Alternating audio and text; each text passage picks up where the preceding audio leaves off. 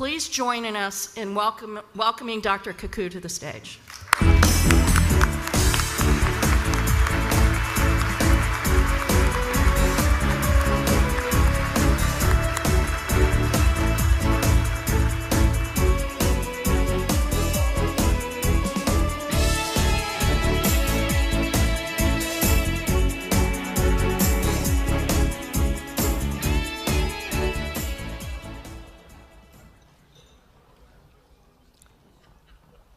Well, after such a great introduction, I can't wait to hear the speaker myself. First of all, I have a confession to make. Having all these accolades thrown at you can sometimes backfire. Recently, New York Magazine voted me as one of the 100 smartest people in New York. I thought, wow, what an honor. However, in all fairness, I have to admit that Madonna also made that same list. And next year, I understand that Lady Gaga is going to push me off the list entirely. Now today, I'm going to talk about the future. It's very dangerous talking about the future. Let me quote from that great philosopher of the Western world, Yogi Berra. It was Yogi Berra who once said, quote, "Prediction is awfully hard to do, especially if it's about the future." Well, I'm a physicist. We can predict the evolution of the universe billions of years from now. So let me quote now from that other great philosopher, Woody Allen. Woody Allen once said, quote, "Eternity is an awful long time, especially toward the end." Well, I'm a quantum physicist. And some people say, well, what does quantum physics, what has it done for me lately? What's in it for numero uno? Well, we quantum physicists invented the laser. We invented the transistor. Most of the world's economy depends upon these two discoveries from quantum physics. We also assembled the first computers and the internet. We wrote the World Wide Web. The World Wide Web was written by a physicist to keep track of subatomic particles. You can thank the Higgs boson for the World Wide Web. And along the way, we also invented television. We invented radio. We invented radar, microwaves. And in the hospital, we invented the MRI scan, X-ray machines, EEG scans. And by the way, don't forget, we also helped to create the space program and also the GPS satellites orbiting in outer space. In other words, we quantum physicists invented most of the 20th century. And we love to make predictions. When we assembled the internet for the first time, one physicist predicted that the internet would become a forum of high culture, high art, and high society. Well, today we know that 5% of the internet is pornography. But that's because teenage boys log on to the internet. Just wait until the grandmas and grandpas log on to the internet. Then 50% of the internet will be pornography. Now, I've had the privilege of interviewing over 300 of the world's top scientists for the Discovery Channel, BBC television, and the Science Channel. However, you have to be cautious predicting the future. Let me now go back 200 years and tell you a story of what happened during the French Revolution. One day, there were three gentlemen about to have their heads cut off at the guillotine. There was a priest, a lawyer, and a theoretical physicist, just like me, about to have our heads lopped off. Well, they put the priest's head on the chopping block, and they asked him, "Do you have any last words before we slice your head off?" And the priest said, "Yes." He said, God from above shall certainly set me free." Well, all eyes were on the blade. They raised the blade. The blade came down, swoosh, and stopped right before it hit the neck of the priest. Well, the mob had never seen this before, And so the mob said, let the priest go, because today God has spoken. And now let's see about the lawyer. Yes, the lawyer. They put the lawyer's head on the chopping block. And they asked him, do you have any last words? And he said, maybe the spirit of justice. Yes, justice shall set me free. Well, all eyes were on the blade. They raised the blade. The blade came down, swoosh, and stopped right before it hit the neck of the lawyer. Well, this time the mob went crazy, dancing in the streets of Paris. People were saying that today God has spoken. Justice and mercy have spoken. And now let's see about that theoretical physicist. Well, they put the physicist's head on the chopping block. And they asked him, do you have any last words? And he said, yeah, I got some last words.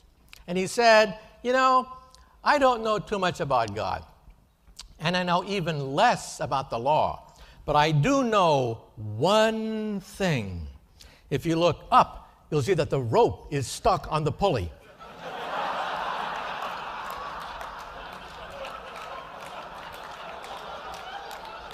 And then he said, if you remove the rope, the blade should come down real good. Big mistake. Big mistake. Huge mistake. Well, the rope came down, the blade came down, and the poor physicist's head came down. And the moral of the story is, sometimes we physicists have to know when to keep our mouths shut. Nonetheless, let me now open the mouths of 300 of the world's top scientists who are inventing the future even as we speak. The last slide showed Physics of the Future, my latest New York Times bestseller.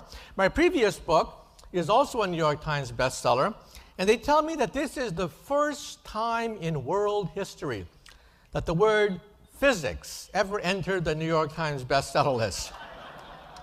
This book even goes 500 years into the future, when we might have starships, teleportation, antimatter, maybe even time travel. And in the Physics of the Impossible, I answer the question, what happens if you go into a time machine and you meet your teenage mother before you're born and she falls in love with you? Well, if your teenage mother falls in love with you before you're born, you're in deep doo-doo if that happens. What can I say? But at this point, you may be saying to yourself, I don't believe anybody can predict the future. You guys can't even predict the past. Nobody predicted the crash of 2008. Well, that's not quite true. First of all, where does wealth come from anyway?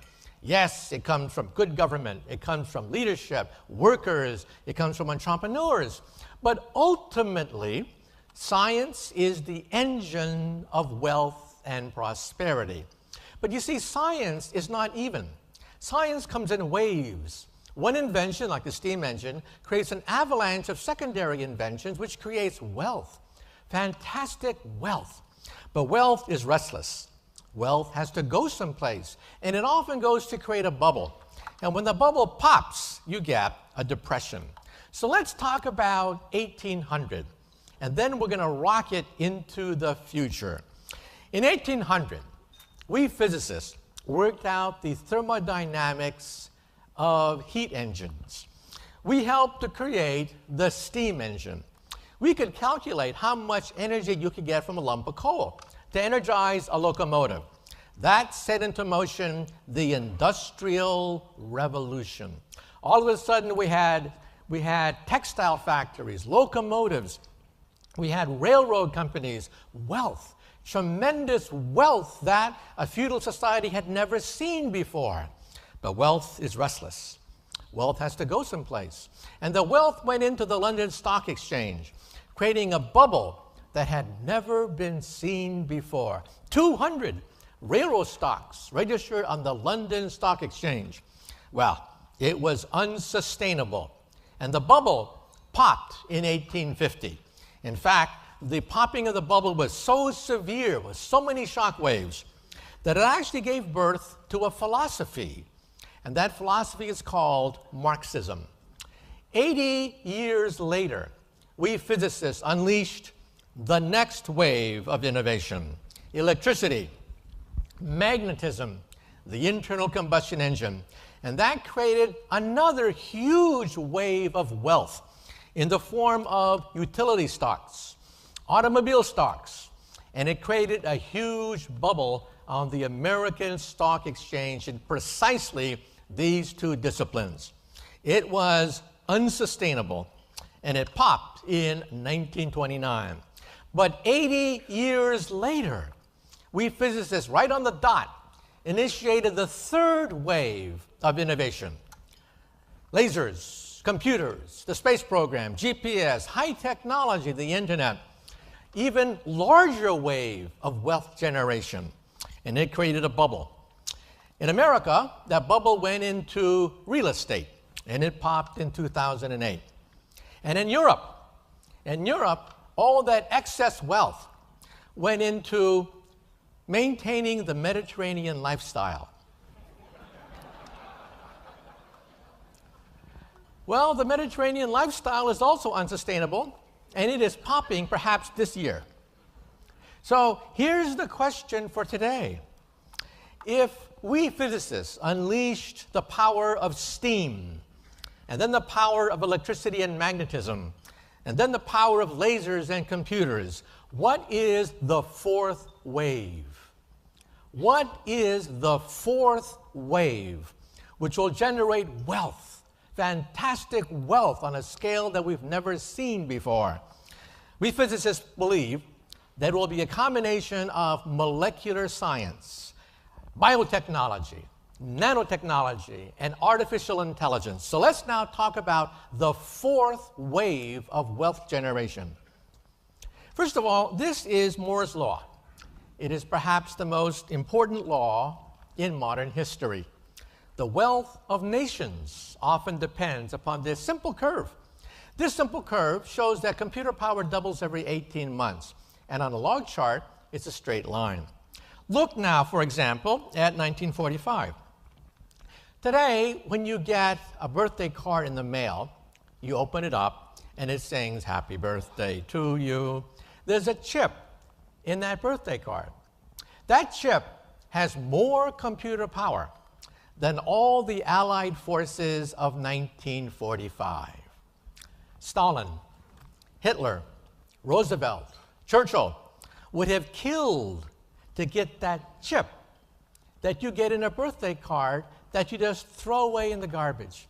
And in fact, if Hitler had that chip in 1940, we might all be speaking German here today rather than English. And now look at 1969. In 1969, we put 2 men on the moon. But have you ever seen these old NASA videotapes of the moon program? My God, they were using 64K processors back in 1969. You realize that your cell phone today has more computer power than all of NASA in 1969? In fact, you're not going to put me in one of those moon rockets. It's criminal. We were sending humans into outer space backed up by a cell phone. That's criminal. But that's what we did back in 1969. And now, look at 2020, and you now know the future. According to this chart, in 2020, we now know that computer chips will cost about a penny or so. That's the cost of scrap paper. Bubblegum wrappers cost a penny. And computers will go the way of electricity. Today, electricity is everywhere and nowhere. When you walk into a room, what's the first thing you do? You look for the light switch. You assume that the walls, the floor, the ceiling, everything is electrified and out of sight. In fact, the word electricity has pretty much disappeared from the English language. Nobody says the word electricity anymore. And where does electricity come from anyway? You know, who knows where electricity comes from? The clouds someplace. Well, you now know the future of the computer.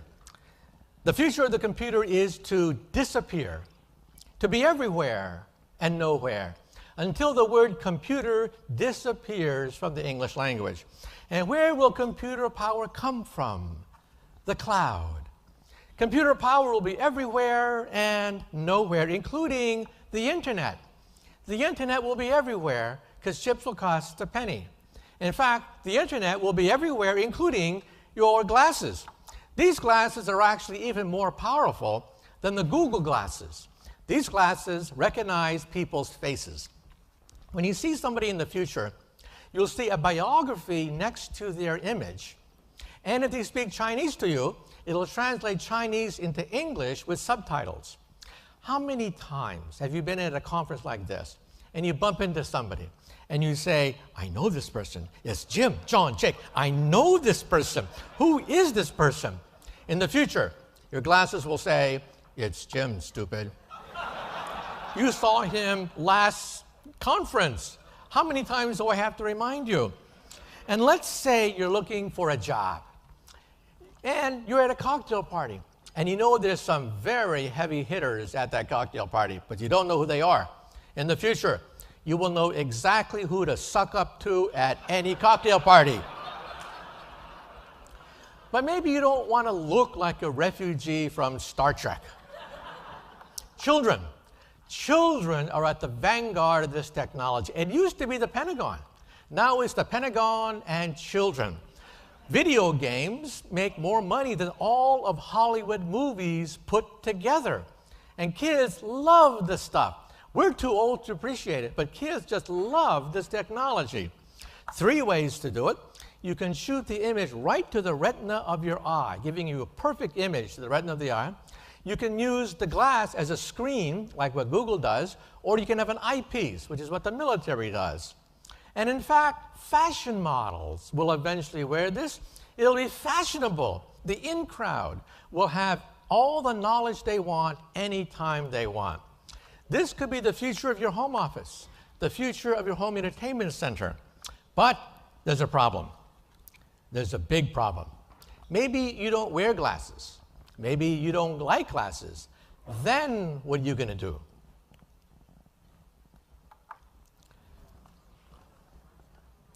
Then in the future, we will blink and go online. And who's the first people to buy internet contact lenses? College students taking final examinations. They will blink and see all the periodic chart, all the elements, all the amino acids, all the parts of the body, boom, right there in their contact lens. Who's the second person to buy these internet contact lenses? President Barack Obama. So he doesn't have to have these damn teleprompters anymore. And who's the third person to buy these internet contact lenses? Vice President Joe Biden, so that he's always on message and always says the right things. Who else will buy these internet contact lenses? Mom and dad on a tourist junket. They'll be able to bargain with the merchants in the bazaar. They'll see subtitles as you bargain in Arabic, Greek, or whatever with the people in the bazaar.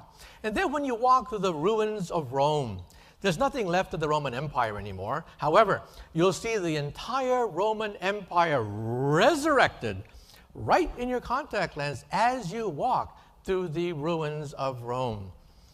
And you have to realize that you can connect these contact lenses together so you can see what the other person is seeing. And who will buy these? Husbands and wives. Let's say the husband or the wife always gets it wrong doing the grocery shopping. Next time your husband goes out and buys the wrong apple, the wrong pears, the wrong peaches, you'll see that in your contact lens. And you'll say to hubby, no, not that pear. No, that orange is rotten. No. Very important, because you'll be able to see what's happening. Bosses will see exactly what's happening around the world with their factories as the workers walk through the factories. Bosses will be able to see their workers squirm and sweat as they have these tours going on. Now, this is called augmented reality. Virtual reality is for children. That's when you put on glasses and see a cartoon. Augmented reality is when you see reality with information imposed upon it. Now, you've seen this before. There's a Hollywood movie which first introduced augmented reality to the people of the world. What was that Hollywood movie? Here is the former governor of California in a very bad mood. This is Arnold Schwarzenegger. And when the Terminator robot sees a victim, he sees a biography right next to the name. Now, you may say to yourself, well, all this is great, but this is science fiction, right? Wrong. It already exists. In fact, it's operational. And who's at the vanguard of this? Once again, it is the United States Pentagon. The Pentagon has created Land Warrior. Land Warrior is about half an inch long. You put it on your helmet, you flick it right over your eyepiece, and boom, you're online. The Science Channel flew me down to Fort Benning, Georgia. In fact, that's my old alma mater. I graduated from Fort Benning, Georgia during the Vietnam War. I put on this helmet, and when I put on the helmet and I put the eyepiece right over my eye, boom, I saw the internet of the battlefield. Enemy forces, friendly forces, artillery, armor, aircraft, right there in your contact lens.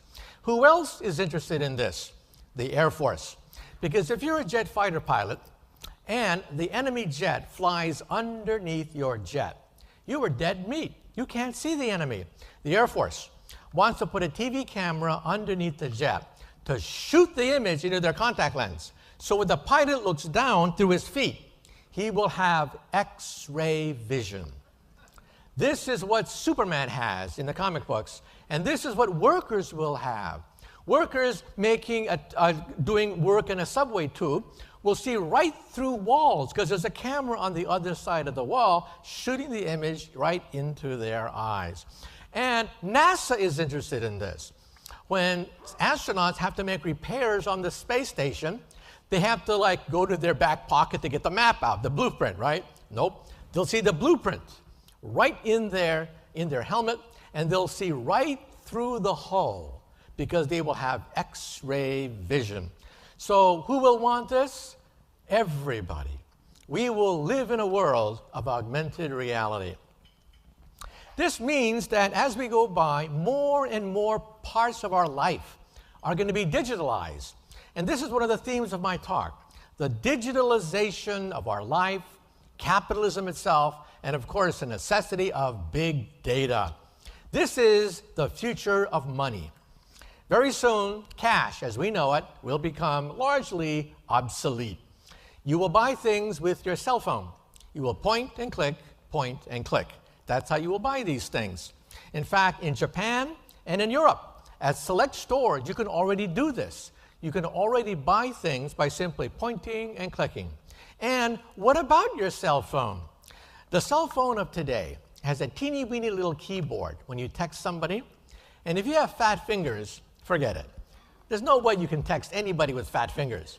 So, we scientists have created smart paper, flexible paper, paper made out of plastic with computers. Each dot is a pixel driven by a transistor. E-paper. We'll be able to scroll out as much paper as you want from your cell phone, a keyboard, a screen, whatever, and fold it up and put it right back. In fact, we can make yards of the stuff. This is the future of wallpaper. Today, if your wallpaper is old, discolored, ratty, and stained, what do? You suffer, that's what you do. Today, you simply talk to the wall and ask it to change color, change shape. And this is going to revolutionize medical care. Because if it's 4 o'clock in the morning and you feel a pain in your stomach, maybe it's a heart attack, or maybe it's the pizza you had last night. So what do? You go to the wallpaper and say, mirror, mirror on the wall. I want to see a doctor right now. Boom! RoboDoc appears right in your wallpaper. RoboDoc is artificially intelligent, accesses the internet, and gives you timely medical advice on any subject with 99% accuracy. IBM is already perfecting RoboDoc, meaning that medical costs will go down. One reason among many why medical costs are so high is because poor people don't go to the doctor until it's too late. Then they rack up huge medical bills when they go to the hospital. In the future, if it's 4 o'clock in the morning, you'll be able to talk to a doctor almost for free. And if you're in a car accident and you got to talk to a lawyer right now, boom, robo-lawyer appears right in your wallpaper, answering all common legal questions. Now remember, we'll still have lawyers, we'll still have doctors, but they'll be doing more specialized things, the day-to-day drudgery of talking about what to do with aspirin and what to do about your sleeping habits and how to write a will. Those things will be done by RoboDoc and RoboLawyer. And let's say you cut one of my classes one day. Boom, RoboDoc, RoboProfessor appears in your wallpaper. And so this is going to make life more efficient. It's going to make life cheaper. But big data is going to have to handle this volume of information that's going to be flooding through the internet. These are called expert systems. True artificial intelligence has been, sadly speaking, a bust. We do not have true robots, and we probably won't have true robots for many, many decades to come. But the first thing you will have is an expert system in your wallpaper. It is not truly intelligent, it cannot make decisions, it's not self-aware, but it answers common questions. And this is your living room. This is how you will relax after a hard day's work. You'll be surrounded 360 degrees by intelligent walls, and you'll be right there in the 50-yard line watching your favorite football game. You'll be right in the middle of the action. And this is also the future of your love life. If you're a college student in the US and it's Friday night and you have no date, we all know what you do. You get stone drunk. In the future, you'll go to the wall and say, "Mirror, mirror on the wall, who's available tonight?" Your wallpaper scans all the other intelligent wallpapers, finding out who else is sitting blankly at their wallpaper, wondering, what am I going to do Friday night? And the wallpaper already knows the kind of person you like and will set you up. So you go to a nice date, and then afterwards you say, "Mirror, mirror on the wall, my date and I want to see an old-fashioned movie like Casablanca, except remove Humphrey Bogart's face and put my face instead. You'll be the hero of every action movie." And after I gave this talk a few years ago, an entrepreneur came up to me. And he said, "Look, I have an idea." He's already put it into motion. He wants to set up an organization of stamp collectors and coin collectors, or people who just have no date that weekend. You sign up for the service. And when people walk by you, their faces light up in your glasses and your contact lens, identifying that they too want to exchange stamps with you. They too are coin collectors, or they too have nothing to do on Friday night. So in the future, when you want to pick up somebody, you just go outside. Their faces will light up as they go by you. So as I said, one by one, different aspects of life are being digitalized. For example, the toy industry. Chips are being placed in toys, making them more intelligent. This is creating problems for the English language. We have a contradiction in terms called smart Barbie dolls. Another contradiction in terms is Microsoft Works. That is also a contradiction in terms. So one by one, our way of life and even capitalism itself is being digitalized, even television. Now, the holy grail of television has always been 3D without glasses. Who wants to put on those clunky glasses? They're sweaty, they're discolored, blue and red. Who wants to put on those clunky glasses? Well, we scientists figured it out. How to get 3D without glasses. It's called lenticular technology, and here's how we do it. The television screen of the future has thousands of vertical lines, all invisible vertical lines. Each vertical line is a prism. It cuts the image in half. One half goes to the left eye, one half goes to the right eye, and boom, 3D without glasses. This is going to revolutionize your living room. In video games now, select video games have this technology. I had a preview at one of these trade shows of a video game 3D without glasses. It's amazing. And this is your office of the future. Today, your office probably has a PC there, but why? In the future, the PC may be found only in one place, and that is the museum. These are scrap computers. They only cost a few pennies. You scribble on them and then throw them away if you want. But when you go from room to room, the scribbles follow you in the cloud. In fact, all your files follow you in the cloud. From home to car, car to office, office back to home again. All your files follow you because chips only cost a few pennies, but the files are priceless. And here is your cubicle of the future. It'll be brilliant, wraparound, flexible screens, 3 dimensions. In fact, your cubicle of the future will be so beautiful, you will never get any work done in the future. And as I said, one by one, things are being digitalized. The first industry to be digitalized was music. Remember when the music industry said, "Ha! People will always buy music the old-fashioned way." Wrong. You know who controls the music industry today? You might be surprised. Who controls the music industry today? It is Apple computers through iTunes. What's the lesson here? The lesson here is you can ignore the process of digitalization all you want.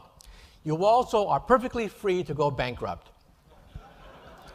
The next industry to be digitalized today, even as we speak, is publishing, media, movies. They are being digitalized right now. In fact, you probably read in the papers, about 10 years or so, the New York Times spent about $1 billion buying up the Boston Globe. Well, some people told him, don't do it. The future of print media is in doubt, but the New York Times went ahead, shelled out $1 billion to buy the Boston Globe. Well, last month, it was in all the papers. The New York Times sold the Boston Globe for about something like $100 million. They took $1 billion loss. $1 billion loss, the New York Times, because they ignored the warnings of technologists who said, don't do this, because newspapers will have to undergo the process of digitalization or they will go bankrupt. What's next? What's next? You will see revolutions in 3 coming fields: transportation, education, and medicine. And I'm going to concentrate now on the digitalization of those 3 huge sectors, starting with transportation.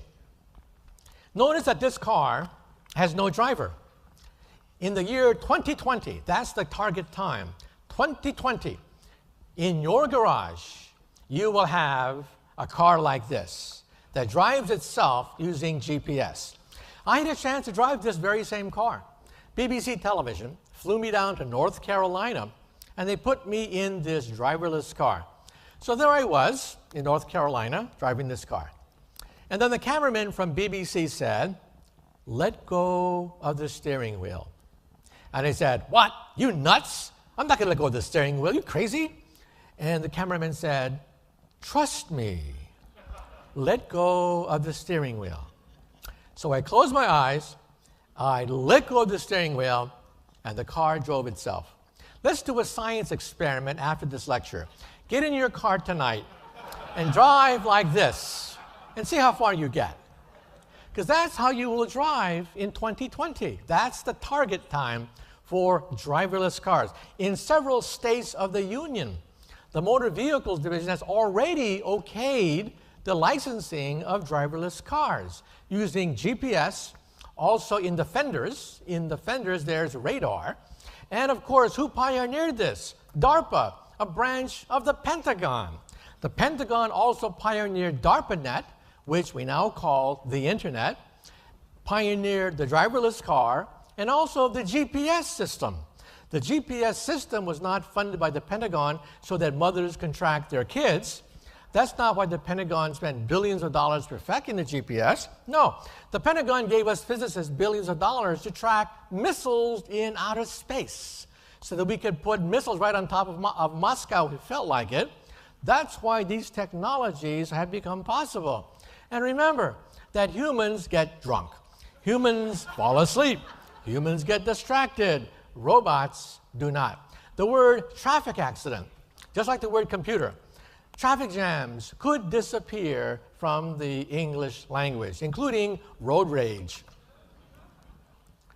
And retail shopping is now being digitalized. You will not only pay for things by pointing and clicking, but you will buy things with mass customization. Let's say you're invited to a wedding and you want the most gorgeous wedding dress. Well, you find the right wedding dress, the right color, right shape, right designer, but wrong size. What happens today? No sale. In the future, you whip out your credit card. Your credit card has your three-dimensional measurements. You send it to the cloud. The cloud punches out a beautiful wedding dress, and the next day you get this gorgeous bill from the wedding manufacturer. It was Henry Ford, of course, who introduced mass production. Henry Ford was famous for the statement, quote, "The American people can have any color car they want as long as it's black." In the future, you'll have in your credit card, in the cloud, whatever, as much personalized information and choices as you want. Now, what is it building up to? Where are we going with all these fantastic technologies driven by Moore's law? We're headed for something called perfect capitalism. Now, what is capitalism? It's private ownership of the means of production, and prices are set by supply and demand. But think about it. Prices are set by supply and demand, which are imperfect.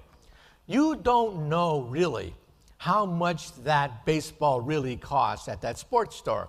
You don't know what the profit margin is. In the future, when you go shopping, your contact lens will scan all the products and tell you instantly who has the cheapest product, who has the best product. What does it really cost anyway to create that? The consumer has the advantage because the consumer will have infinite knowledge of what he or she is buying. So if you are the producer, how will you fight back? You'll fight back four ways. First, big data, one of the themes of this conference. We are going to be deluged in data, but we have to sift through it because out of the noise, we want to extract wisdom, things we can use, things that are useful out of this mass of raw data. And so we want to perfect data mining and big data. Second, targeted marketing. With this avalanche of data, you will know who is buying your products, why they are buying your products. Targeted marketing, and you're not going to waste money on things that don't go anywhere. Third, positioning.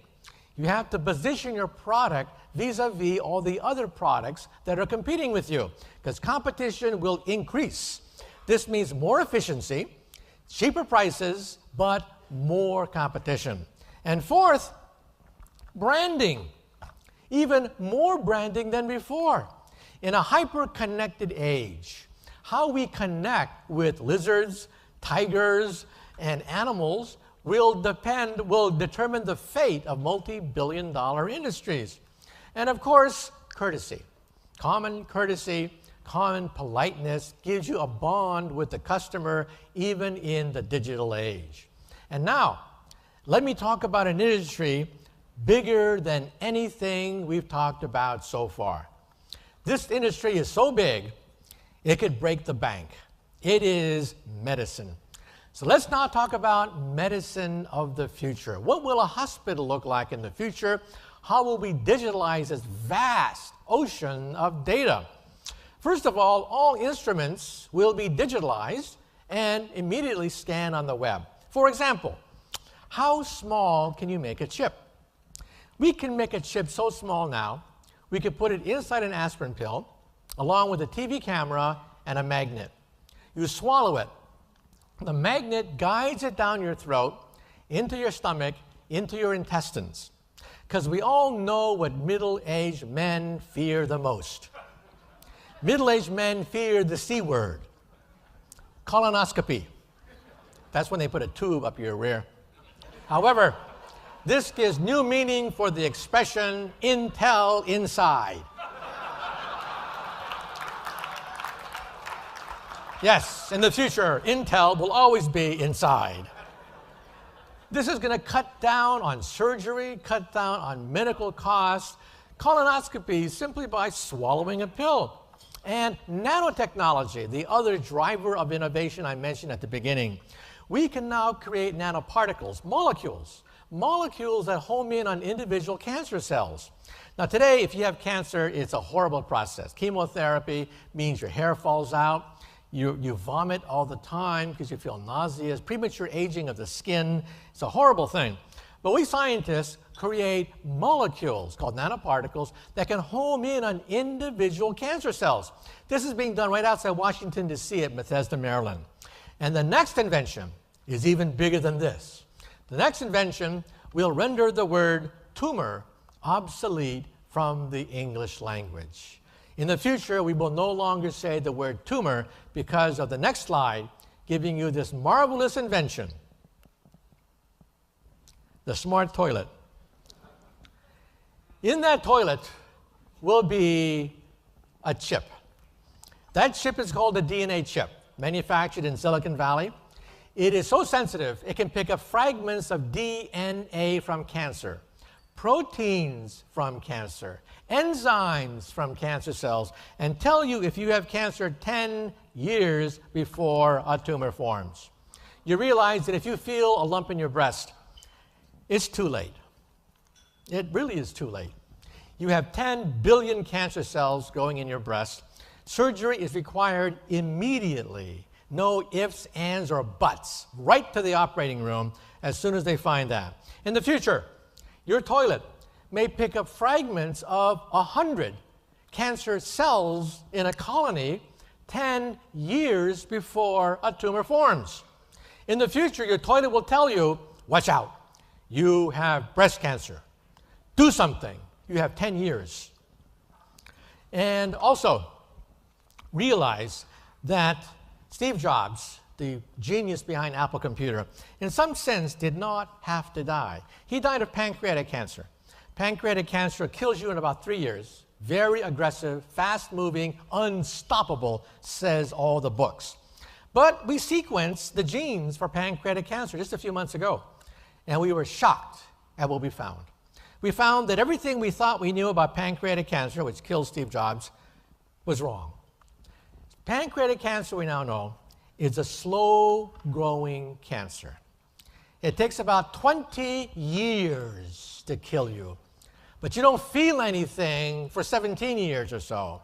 You feel perfectly normal. And then in the last 3 years, the doctor says, unstoppable, incurable, kill you in 3 years. Just realize the word tumor could disappear from the English language. And then for you science fiction fans, we have something called the tricorder. The tricorder is this magical box. You simply wave it at people, and it tells you everything. What's inside your body, what's ailing you. We will have the tricorder. This is an MRI machine on the left. It is huge, gigantic. In fact, when I was in high school years ago, I was working at Varian Associates. My boss was Dr. Paul Ernst, an expert in magnets. Well, my boss went on to win the Nobel Prize in Physics for the creation that led to the MRI machine. Why is it so big? Because the magnetic field has to be uniform, that's why. But we now have computers. We can use computers to compensate for weak, irregular magnetic fields. On the right is the world's smallest MRI machine.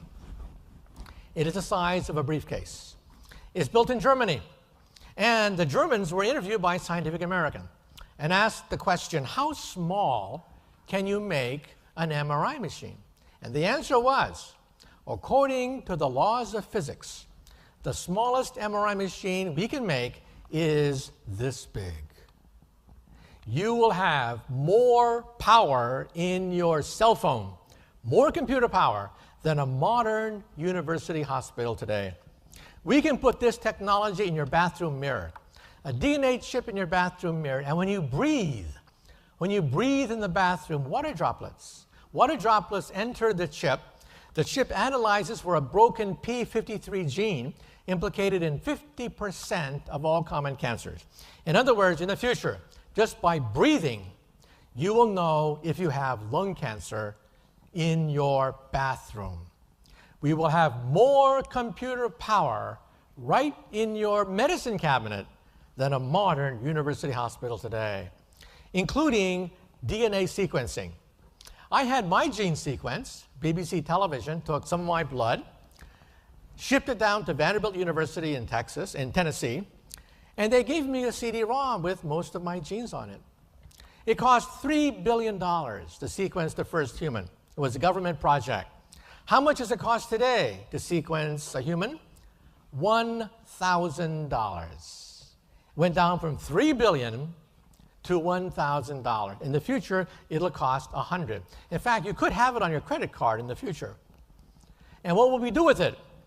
We will grow new organs of the body as they wear out. This is an ear. It's made of biodegradable plastic. You seed it with cells from your own ear. They grow into the plastic, creating a perfect ear, which then dissolves because it's biodegradable. This is bone on the left. We can grow almost unlimited quantities of skin, bone, cartilage on the right, noses, ears on the right, blood vessels, heart valves, even full bladders. This is the world's first functioning bladder inserted into a young girl from cells extracted from her deformed bladder. We can now even grow heart valves. In fact, the world's first functioning heart valve was installed into a young girl just a few months ago. The next organ to be grown is the liver. So for all you alcoholics out there in the audience, drink up tonight, hoping that we will grow the next liver before your liver wears out. Now, what is the next big government project? Well, as I said before, GPS, the driverless car, the internet, all of them were government projects, including the Human Genome Project. What's going to be the next big government project? And it is the Brain Project. The Europeans are dumping €1 billion into working out the pathways of the human brain, and Obama has even pledged a few $100 million every year to get the Brain Project off the ground. For example, this is a brain on the left. On the very left is your brain when it tells the truth. Not much lights up when you tell the truth. However, the brain on the right is when you tell a lie. You see, when you tell a lie, first, you have to know the truth. Second, you have to create the lie. Third, you have to calculate the consistency of the lie with all the lies you've been telling all these years. That's a lot of brain power. Your brain lights up like a Christmas tree. And there's your brain on the right telling a lie. And we can now connect the brain to a computer. This gentleman here had a stroke. He is a vegetable. He cannot talk, write, walk. He is paralyzed inside his shell of a body. So scientists at Brown University put a chip in his brain, connected him to a computer.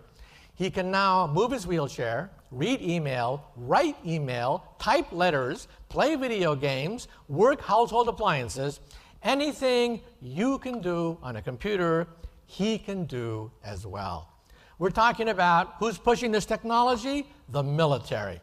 The military has thousands of Iraqi and Afghanistani soldiers that came back from the battlefield, wounded warriors, and they're connecting their brains directly to mechanical arms, mechanical legs, and they will thrive once again.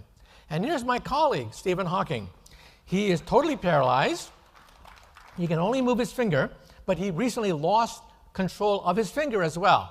So look at his glass, his right lens. Look at his right lens. There's a chip in his glass. We've now put a chip in his glass so he can communicate directly with the computer. So he now communicates by thinking and typing. This is going to be the future. When we walk into a room, we'll immediately control the computers around us. And now let me say a few things about the big question, the human lifespan. Why do we get old? Well, 10 years ago, we didn't really know. There were many theories as to why we get old. Now we think we know the answer. What is aging anyway? We now realize that aging is the buildup of error. Error, genetic error, cellular error, the buildup of error. But the body has error-correcting mechanisms. But eventually they too break down. If we can fix the error-correcting mechanisms, in principle, we might live forever. For example, why do some animals live forever? Believe it or not, some animals live so long, we've never measured their lifespan. We don't know how long they live, like the alligator and the crocodile. They just get bigger. They apparently live forever. Now, you may say to yourself, that's a bunch of nonsense. The internet says that alligators live to be the age of 70. But you see, that's when the zookeeper died. No one has ever seen an alligator or crocodile age, let alone die of old age. They simply get bigger. And in fact, whales, God knows how long whales live. Recently, there was a whale caught with a harpoon in its mouth. They extracted the harpoon, and they could date the harpoon. The harpoon dated back to the American Civil War. So the point is, maybe we don't have to die. Now, we are 98.5% genetically equivalent to a chimpanzee, but we live twice as long. We live twice as long, but we're genetically almost equivalent to a chimpanzee. We are sequencing those genes now. We will find very soon the genes which doubled our lifespan. And in the future, we may even have something resembling artificial intelligence. This is called surrogates or avatars. We can now control robots mentally, and this could be the future of the space program. One day, when we want moon bases on Mars and the moon, we may send robots. Robots controlled by the brain at home in your living room. So astronauts from their living room may be able to control an operating moon base on the moon, because most of the cost of the moon program is for life support. Robots do not need life support. The next industry to be sequenced is education. And the question is, this multi-billion-dollar industry, what's going to happen when we digitalize it? Well, first of all, this is going to be what your kids and grandkids will have. Your kids and grandkids will have an avatar. The avatar has a picture of your kid's face in it, and your kid will never play hooky in the future. Isn't the future wonderful? No more hooky, because your kids will attend class via the avatar. The teacher will see his face or her face in the avatar. You will see the teacher's face from the computer screen, and you will never miss a day of class. Isn't the future great? Another thing is cyber education. Like I said, we're going to have RoboDoc, RoboProfessor, RoboLawyer. However, there is a problem there. You see, the classrooms of the future, some of it will be in cyberspace, but the dropout rate from cyber education is about 90% in many cases. Many people sign up, and so maybe you have 100,000 people listening to one MIT professor, but then 90% drop out. Why? They don't have peer pressure, mentoring, career guidance. You have to have a social network, including the teacher, a mentor, and other students. So cyber education needs a lift, not just with computers, but with people. And true robots in the future? Well, let's talk about true robots. This is Asimo, the world's most advanced robot, built in Japan. Japan makes 30% of all robots, in fact. Asimo can run, walk, climb up stairs, and dance. In fact, he dances much better than me. We've been on many TV specials together, and he outdances me every time.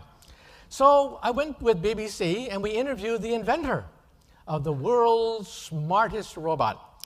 And we asked him, how smart is the world's smartest robot? And the inventor was very honest. He said, the world's smartest robot, Asimo, his creation, has the intelligence of a cockroach. a stupid cockroach. A retarded, stupid, lobotomized cockroach. He's basically a tape recorder. He cannot have original thought, cannot have an original statement, cannot make a joke, cannot tell a story. He's like a tape recorder. We forget that robots are adding machines. Very sophisticated adding machines, but they're not creative. They don't have the ability to digest raw information and have intuition. So why is Japan spending so much money on robots? 30% of all robots built in Japan. Let me let you in on a secret. These are robot nurses, because Japan is a train wreck in slow motion. It has the world's fastest aging population. This year, the Japanese population shrank 0.03%, actually shrank this year. Plus, young people are not being born. Birth rate is about 1.2 children per family. And immigration is about 0. Europe is next. Europe also has immigration problems. Their birth rate is going down 1.4, 1.3 children per family, especially in Germany, Austria, Switzerland. Even Italy has a declining population rate, and it's a Catholic country, for God's sake. Europe is next. These are robot nurses to take care of an aging population. And that's why Japan is spending so much money on artificial intelligence. Let me now say a few things about jobs, and then let's get into the video. I have a video where we're going to go into the future. Let me just a few things. First of all, who's going to have jobs in the future, and who'll be unemployed? Well, to find out, buy my book. Now, let me tell you the answer. The jobs of the future will be jobs that robots cannot do. So, what cannot robots do? Robots can, first of all, do repetitive tasks. Therefore, automobile workers that do repetitive tasks, textile workers, they will be obsolete. Factories will be totally automated in the future. However, you realize that even though factory workers will be totally automated, work that is not repetitive will thrive. Gardeners, construction workers, sanitation workers, policemen will thrive because every construction site is different, every crime is different, every garbage is different. Middlemen are the big losers among the middle class. Middlemen, they are the friction of capitalism. Middlemen will lose jobs because, well, they do inventory, they do bean counting. For example, today I bought my plane ticket, and some agent did not get a job. Also, stockbrokers. You realize that you buy stocks today, not through a stockbroker. So how does a stockbroker make a living? Very important. Stockbrokers no longer sell stock. What do stockbrokers sell? They sell what robots cannot provide.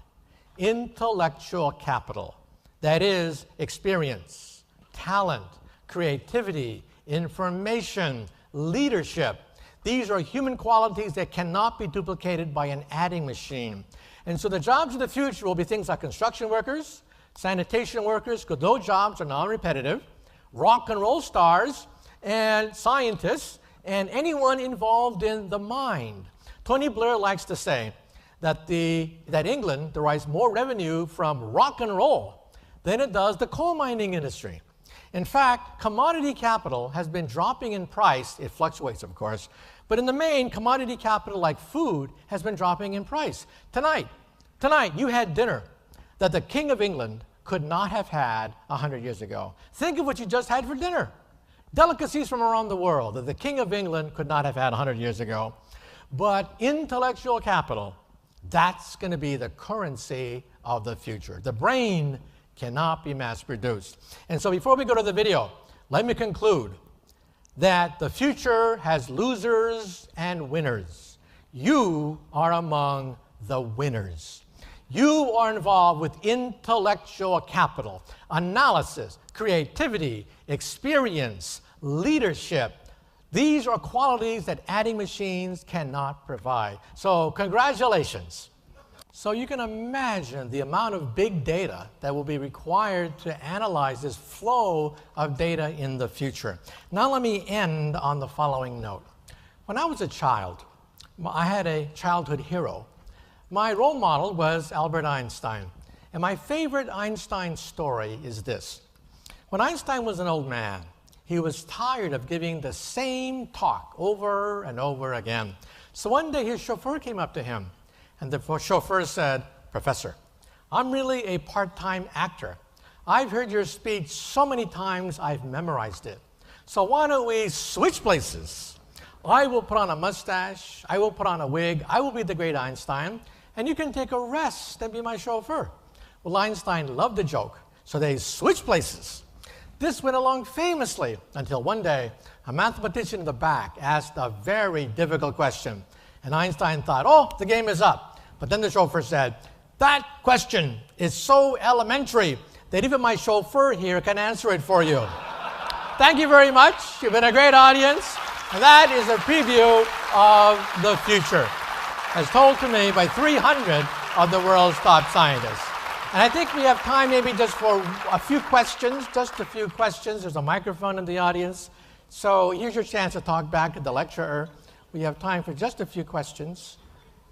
If no one else has one or while they're working on one, I'd like to ask you, since you're talking the future 2020, what can we expect in changes in our political system that will avoid events of earlier this month?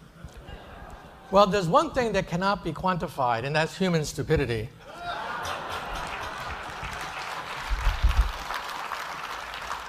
Sometimes people ask me, well, is there intelligent life in the universe?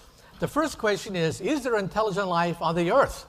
And then I think the answer to that is probably no, just like what's happening in Washington. So there are certain things that cannot be predicted by computers, unfortunately, and that's why periodically we get into this bind of not paying our bills. Next question. Back here. So I'm curious about, you made a statement about post-silicon 2020 and the quantum computing. So I'm curious why you think quantum computing is going to develop differently from fusion energy, both of which have shown glimpses of success, require huge leaps in capability, and yet haven't borne out the ability to scale.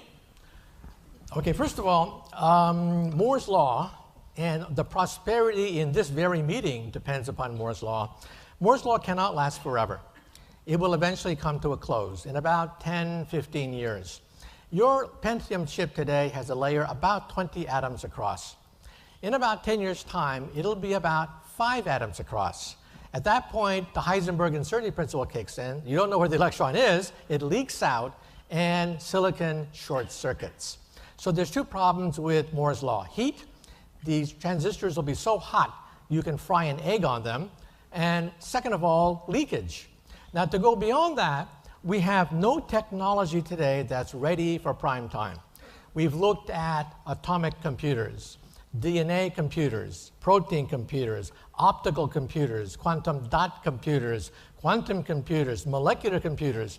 None of them are ready to replace silicon at the present time. Silicon Valley could become a rust belt in 10 to 15 years. I mean, at Christmas time, would you buy a new computer knowing that it's the same power as last year's model? You're talking about a multi-trillion-dollar industry that could go out the window in 10 to 15 years. But we hope that one of these technologies will come to fruition. My personal bet is molecular computers. We can make a computer the size of a molecule. The problem is we can't wire it up.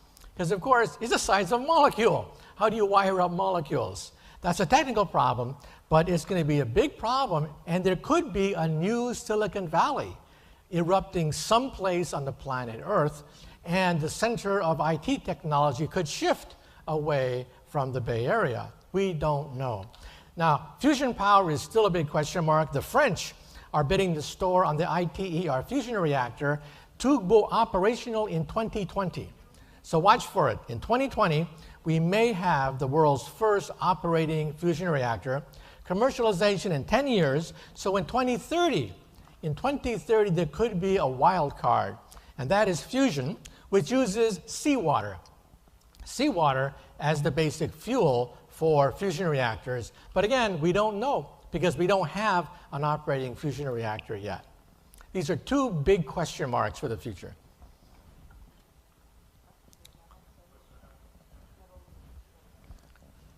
Yeah, who has the next question? Here. Okay. All right. So you talked about the 80-year cycles, and the first cycle was the steam engine, that was the energy, and the second cycle was, again, electricity, energy. The third one, obviously, you talked about the computers, but don't you think the fourth cycle can also be the energy that can, again, lead to the bubble and the crash again? We're not sure. All we know is that roughly every 80 years, the market crashes, which means that in 2090, tell your grandkids to sell their stock before 2090 when the next big one collapses. It's all hocus pocus. Nobody knows for sure. But energy, yeah, if fusion power kicks in, it could be the driving force of the fourth wave. We don't know for sure. Right now, as you know, because of fracking, we're literally rolling in natural gas. The United States overtook Russia, in fact, in that category, and will rival Saudi Arabia. So it's a big question mark. Also, solar power and renewables, they're more expensive than fossil fuels, but they'll go down slowly. Maybe in 10 years' time, they could become competitive. And so the energy mix today is going to be quite different in the next 10 years because of the supply of shale, fossil fuels, the possibility of fusion, and the declining costs of solar hydrogen. Steve. Yeah? Hi there. Thank you for the speech, and it was really enlightening at best. The question is, where do you see, you have a very unique perspective in terms of looking globally where the innovation is happening, and some of it you talk about. Where do you think United States stands in terms of some of the innovation that's happening, and where are some of the best things happening around the world? Well, fortunately, the United States is still the leader in much of these technologies, but slowly we're losing that leadership. For example, because of the wisdom of the United States Congress, they canceled the Super Collider, which was to be built outside Dallas, Texas, and now the Vatican of Physics is Switzerland. The European Union now has the leadership in quantum physics because Congress canceled our machine. Congress gave us, in the 90s, $1 billion to dig the hole for the Super Collider. Then they got cold feet and canceled the Super Collider and gave us a second $1 billion to fill up the hole. $2 billion for a hole to dig it and to fill it up, okay? So we're losing the edge in high energy physics. Second, we're losing the edge in fusion power. It's going to the French. We closed down the Princeton laboratory, and so the French will probably get the first operating fusion reactor. Biotechnology, because of the restriction on stem cell research, biotechnology is going to Europe and also Asia. And the space program. Who would have thought that after competing with the Russians, we have to hitchhike on Russian booster rockets, okay? So we're giving a space program basically to the Chinese. In 2025, put that down in your calendar, the Chinese have stated that they will publicly put a Chinese flag on the moon. That's going to cause a heart attack in the United States, another Sputnik moment, okay? And we're going to be caught totally unprepared because we're no longer leading in space travel. Of course, it's a gamble going to the private sector. I should be fair, okay? So, but my fear is that one by one, we're giving up leadership in areas that we once totally dominated, and now we no longer dominate in those fields. And as you know, just last month, the latest OECD figures came out. Once again, American students came out near dead last among all the industrialized nations in the quality of math skills and reasoning skills. That is unsustainable. And then the question is, well, why does America still have Nobel Prize winners and Silicon Valley, right? Because America, with the worst educational system known to science, we have a secret weapon. Maybe you've heard of it. We have a secret weapon that keeps our scientific establishment going, and that is H-1B. But there are some forces that want to cut back on H-1B. Just realize that 50% of all PhD physicists in the United States are foreign-born. 50% of Silicon Valley is foreign-born. At my university, City University of New York, 100% of the students in PhD physics are foreign-born. It is unsustainable. Anyway, I got the word that I have to wrap up. We have one more question. Okay, one last question, and then we got to wrap it up.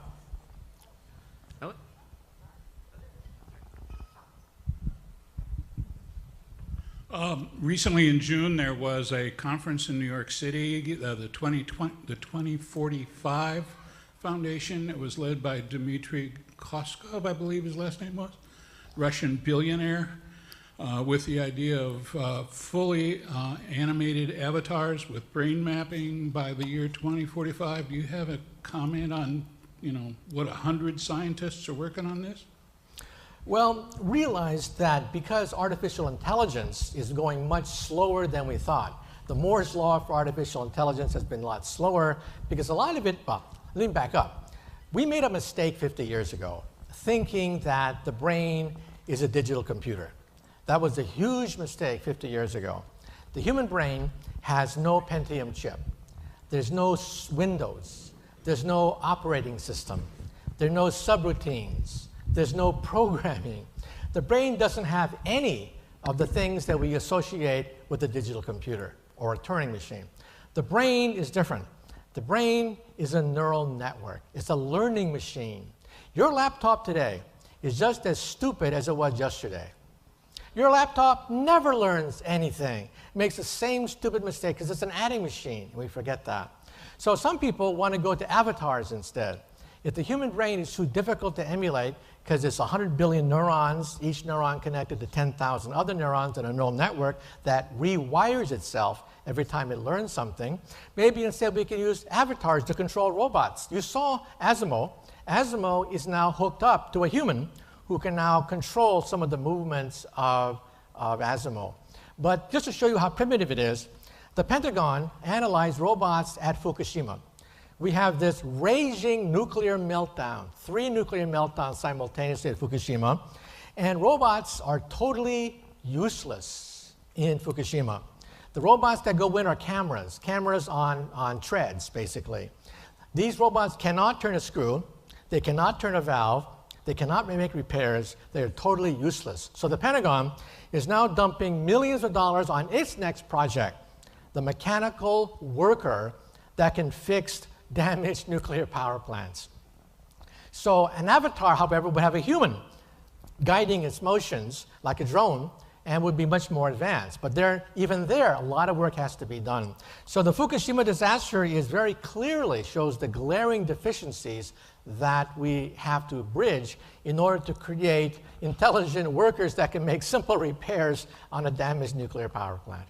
Okay, well, they tell me that time is up, so thank you so much. You've been a great audience.